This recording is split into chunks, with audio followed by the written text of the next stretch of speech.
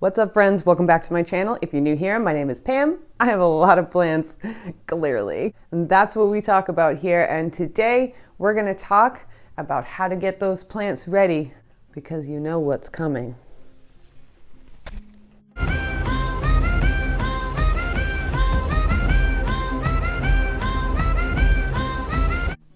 So you guys have been asking me for this video for a while now, and I have taken multiple filming days to try to capture as much as I could into one video. I'm going to try to keep it as brief and concise as I can. So hopefully you stick through the entire video and you can get a whole grasp of what I do to prepare my what is now about 160 plants for the very dry and very long winters here in New England in zone 6. And yeah, it gets we start to go a little crazy here. I'm going to go over what I do to rearrange and clean all of my house plants because during the spring, summer, and fall, I keep a lot of plants on top of my space heater. In the winter months, the air gets very dry if you have a heater, particularly if you have my kind of heater, and that invites a lot of pest problems, especially from spider mites. I'll show you how I moved a lot of plants from my cold windows, my new setup, and including in that new setup is going to be the new grow lights that I have from Hidden Harvest Grow Lights, which I'm going to tell you about later. And this is not a sponsored video, but he did send me those lights. What a sweetheart. And finally, we're going to touch on how I keep the humidity in my house tolerable to all of my tropical plants. I still live in the Northeast, so we do tend to have a little bit higher humidity than, say, people in Arizona or Texas may have, but it is not enough to keep the spider mites away, so we do have to supplement humidity. So go get yourself a bowl of snacks or just snack on a bowl and come on with me while we get ready for winter.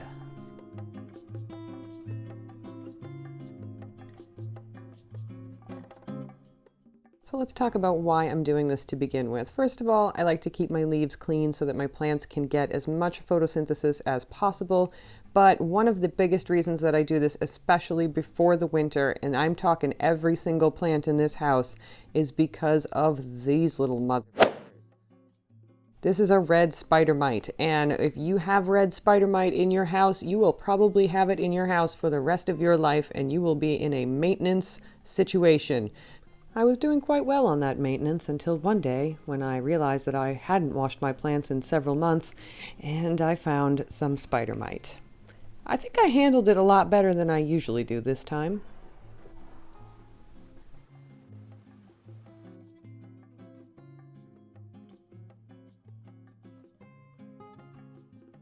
And so began the panicked, frenzied effort to clean every single leaf in my house. And basically I took all the bigger plants to the bathtub, the smaller plants to the kitchen sink to save my back. And what I do is I fill up a spray bottle with water. I use my water filter for this. I'm going to add about a tablespoon of neem oil, and I use the pure neem oil in the white bottle. It is linked below. And I will also add a few drops of Dr. Bronner's soap, also linked below. And that's kind of an emulsifier to make sure that the oil and water mix up and you're getting a nice even coat of the neem oil on your leaves.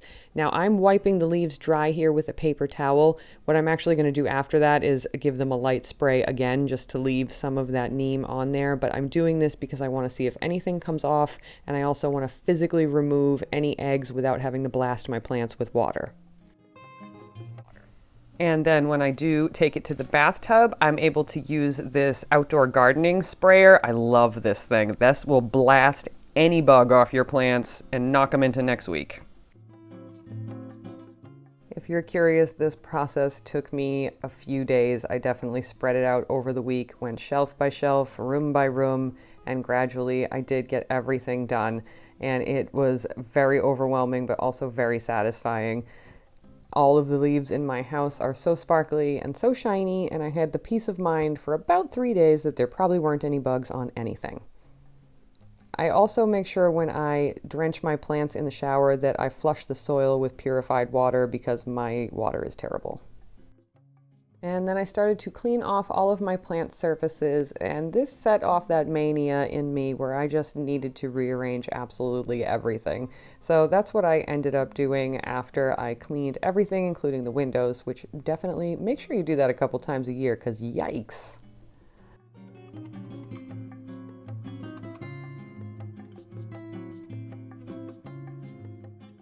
This let me get at that window to hang up the other curtain finally that I had been holding on to for a couple of weeks. And I also took the glass out of this shelf so I could hang my grow lights in there. So this is kind of the mess I had before, and you can see the after is so much nicer in this alcove. It's my favorite part of the whole makeover. And here's the whole space. I really like how everything came out. I'm just super happy with it. I'm glad I moved that shelf. I had been meaning to do it for a while. So now I have a place with grow lights and the big plants get the big windows and everything's away from the heater. So let's talk a little bit about the grow lights that I put into my shelf and the one that I have clamped over there in the back.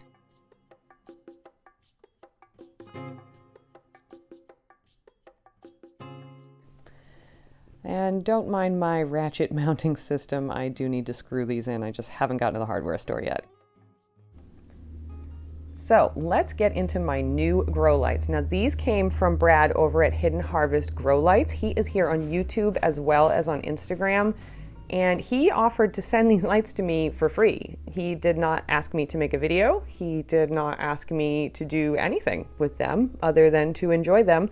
And I thought that was really amazing because I get bombarded with emails about sponsorship things and grow lights and stuff every day.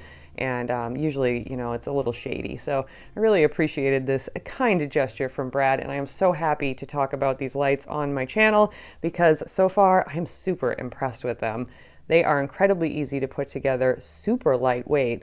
And Brad designed them to have the same color temperature as that nice midsummer sun. So they're so much warmer than the Sun Blaster lights that I'm going to show you in a minute.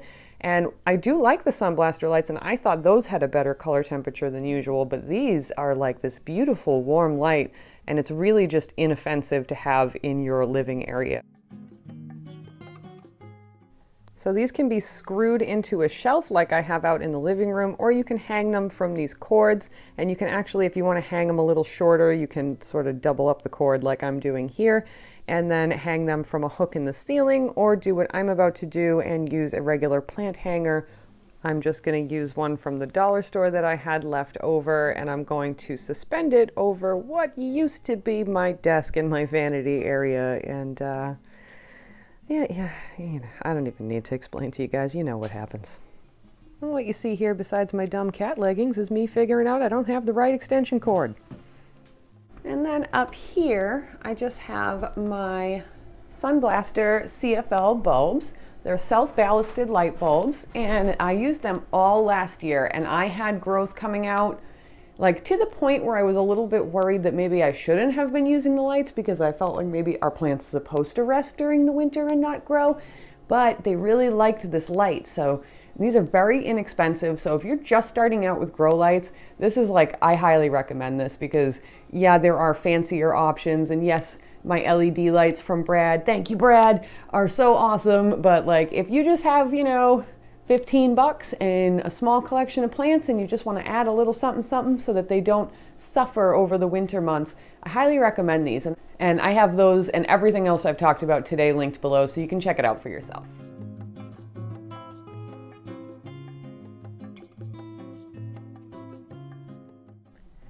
So I'm keeping one of my humidifiers over here, and I do have two, but we'll get to that. So right here, when this guy is out of water, this little red light here will, and you see if you move it, sometimes a little water sneaks out, but the red light will let you know that you need to replace the water in the tank. Now, I bought this last winter, and I am really pleased with it. I actually really like this one. I think it's pretty sturdy. You can change the colors on the light up feature, which is cool if you're into that sort of thing. I'm going to show you how I fill this without having to buy distilled water.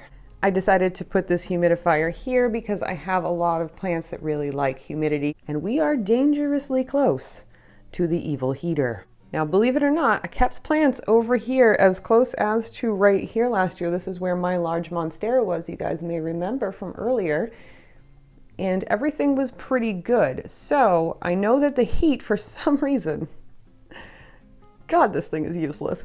The heat doesn't seem to go too far near this window, which is really drafty, and I think just the combination of warm and cool air must cancel itself out a little bit, because even without my humidifier over here usually doesn't dip too far below 50%. This guy will take the humidity up as high as like 62% in the winter. And if you're wondering how I know the humidity and temperature in my apartment, I just have one of these little guys right here. So this thing is by Active Air, and this just tells you the temperature. It also does inside and outside temperature. I'm not sure how it knows the outside temperature because like I don't have anything on the outside, but you know, as of right now, I only really look at the indoor temperature and the relative humidity. So I know that I'm pretty good right now. I'm almost at 60%, and this is right about where I can keep it all winter long if I'm diligent enough with keeping my humidifiers full. So you can just take this directional spout off, and I think this is a pretty important feature in one of these, so make sure that you don't get one like the one I'm going to show you in a bit with a fixed spout, because it really limits where you can put your humidifier, and these things they take up valuable space on our plant surfaces, so you really want to be able to put this thing wherever you want and then turn this around and direct the steam wherever you like. But for now, we're going to take it off.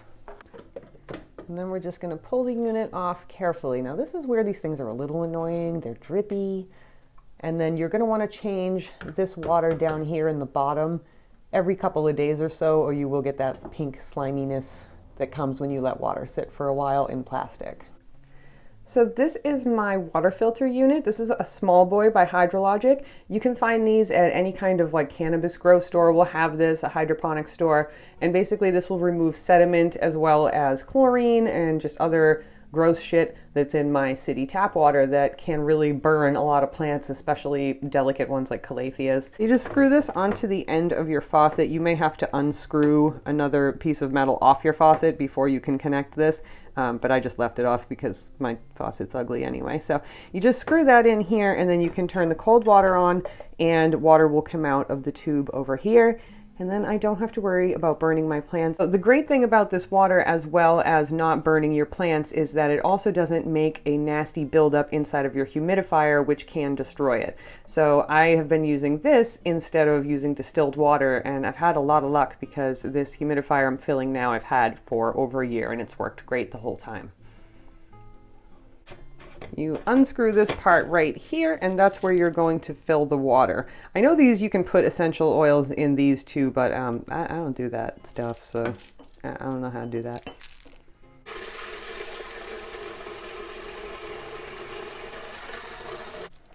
And you just screw the filter back in.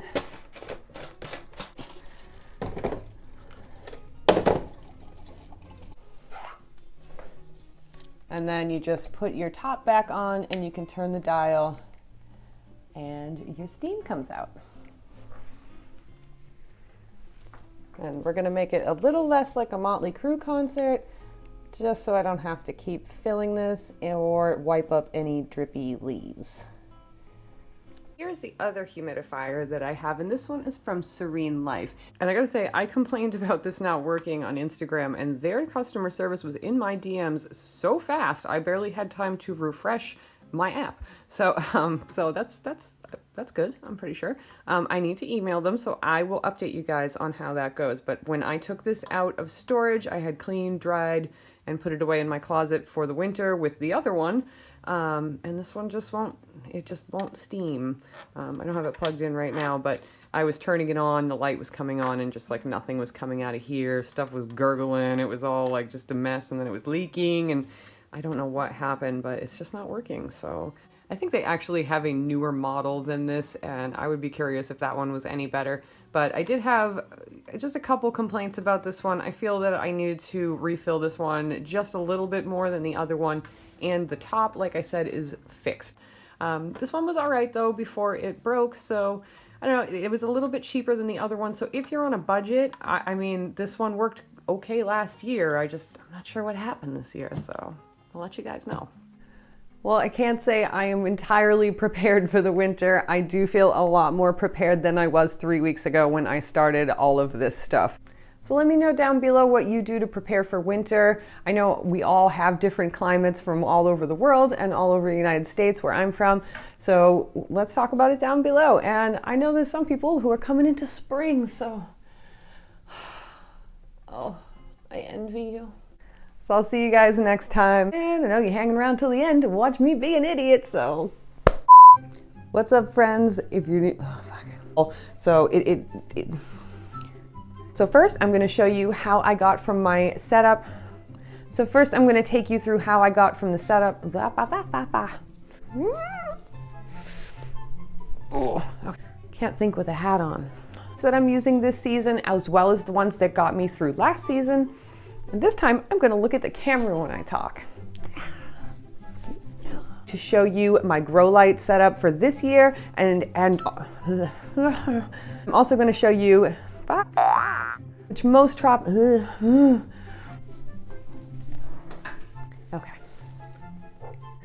the quintessential plant tuber unit. That sounds dirty. Side of your humidifier. I need to breathe. Whew. Yeah, girl. Oxygen. Down below, what do you do? What do you do? What do I do? What is my mouth doing right now? So let me don't.